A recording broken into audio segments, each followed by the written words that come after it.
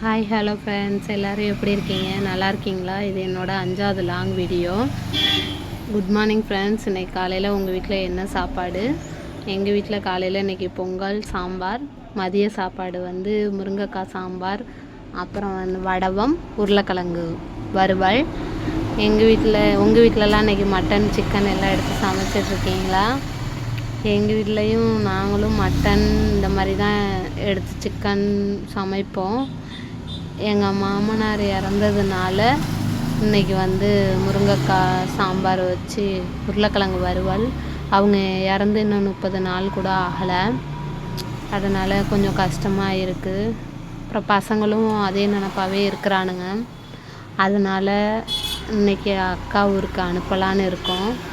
நாங்கள் பசங்களை விட்டு பிரிஞ்சு இருக்கவே மாட்டோம். அம்மா ஊருக்கு தான் அனுப்புவோம். அம்மா ஊர் வந்து பக்கத்துலேயே இருக்குது.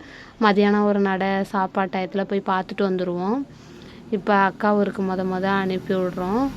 நீங்களாம் உங்கள் பசங்களை ஊருக்கு அனுப்புவீங்களா? பார்த்து பத்திரமா இருக்க சொல்லுங்கள். கொஞ்சம் வெயில் அதிகமாகவே இருக்குது, அதனால் பார்த்து பசங்களை பத்திரமா இருக்க சொல்லுங்கள்.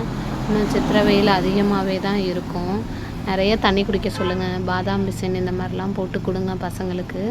தண்ணி ஒரு நாளைக்கு 2 லிட்டர்னாவது குடிக்க சொல்லுங்கள். அப்புறம் வந்து என்னுடைய சின்ன வயசு ஸ்டோரி இன்றைக்கி கொஞ்சம் சொல்லலான்னு இருக்கேன். நான் வந்து 10வது முடித்ததுக்கப்புறம் எனக்கு வந்து 23 வயசு ஆச்சு. 23 வயசில் எனக்கு வந்து 2014 கல்யாணம் ஆச்சு. 10 வயசுலேருந்து 13 வயசு வரையும் ஒரே கடையில் தான் வேலை பார்த்தேன். அவங்க என்னை ரொம்ப நல்லா பார்த்துக்கிட்டாங்க. இடையில வந்து எங்கள் குடும்பத்துக்கு நேரம் சரியில்லைன்னு சொல்லி திருச்சியோட போயிருக்கலான்னு போனாங்க. அப்போ நானும் போனேன். 1 வாரம் தான் இருந்தேன். அப்புறம் எங்கள் ஓனர் என்னை ஃபோன் அடித்து கூப்பிடவும் இங்கே வந்து இருந்துட்டேன். அண்ணன் அக்கா கூடவே இருந்துட்டேன். கல்யாணம் வரையும் நான் ஒரே கடையில் தான் வேலை பார்த்தேன். கல்யாணத்துக்கு அப்புறம் எங்கள் வீட்டுக்கு வந்துட்டேன். அப்புறம் மாமியார் வீட்டில் இருந்துட்டேன். அதுக்கப்புறமே அந்த கடைக்கு போவேன் வருவேன். நாங்களும் கடை வச்சுட்டோம். அங்கே நாங்கள் வேலை பார்த்ததுனால, நாங்கள் 2 பேரும் அங்கேயே வேலை பார்த்ததுனால நாங்கள் கடை வச்சுருக்கோம். அந்த கடையில் பழக்கமானதுனால அதே மாதிரி சின்னதாக மளிகை கடை வச்சுருக்கோம். ஸ்கூலுக்கு பக்கத்துலேயே இருக்குது.